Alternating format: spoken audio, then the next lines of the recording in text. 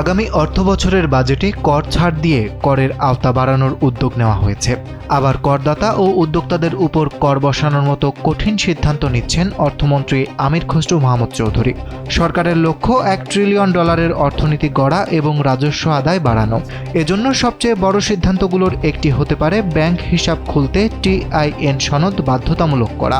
তবে শিক্ষার্থী 10 টাকার হিসাব, সরকারি ভাতা ও পেনশনভোগীদের ক্ষেত্রে ছাড় থাকতে পারে। স্যান্ডেলিনা সো, রূপচর্চায় আভিজাত্য।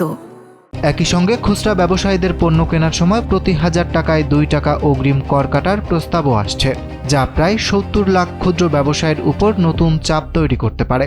অন্যদিকে স্বস্তির খবরও রয়েছে।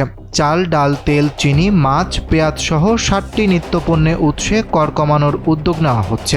করমুক্ত আয়সীমা বাড়িয়ে পৌনে 4 লাখ টাকা করার প্রস্তাবও থাকছে। সৃজনশীল অর্থনীতিকে উৎসাহ দিতে গিটার, পিয়ানো, ভায়োলিন এবং চলচ্চিত্র নির্মাণ সরঞ্জামে শুল্ক কমানো হতে পারে। এদিকে কন্টেন্ট ক্রিয়েটর ও ফ্রিল্যান্সারদের সেবার উপর থাকা 15% ভ্যাট প্রত্যাহারের প্রস্তাবও রয়েছে। এছাড়া হার্টের রিং, চোখের লেন্স, ডায়ালাইসিস ফিল্টার সহ বিভিন্ন চিকিৎসা সামগ্রীতে কর ছাড় দেওয়া হলে রোগীদের চিকিৎসা ব্যয় কমতে পারে।